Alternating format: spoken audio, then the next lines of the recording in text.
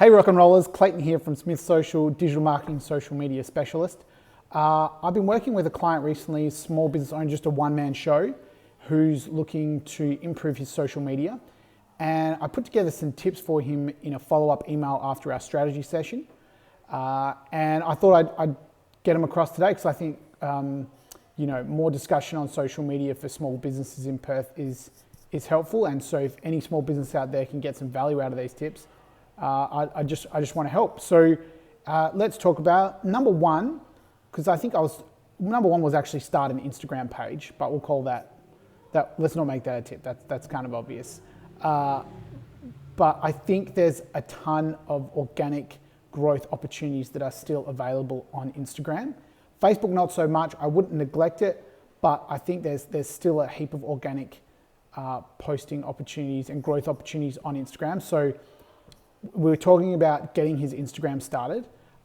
Tip number one was personal brand is crucial. People find it a lot easier to connect to a person rather than a business. So I've actually recommended that he has a very generic business name. So I've actually recommended for him to make the name of his Instagram, specifically as his name. So Clayton, the social guy, or I won't talk about my client specifically, but that was my first recommendation because I think it's a lot easier for people to connect to a person rather than a business. Cool. So tip number two was to post as often as possible. This is difficult. This is the hard bit. This is where the rubber really meets the road, and it is a muscle. It is a muscle, and you need to flip your brain about how you think about content.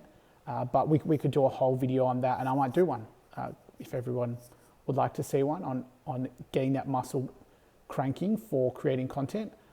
Anyway, let's go on to the next one. Number three, he needs to improve his photo taking skills. So getting a half decent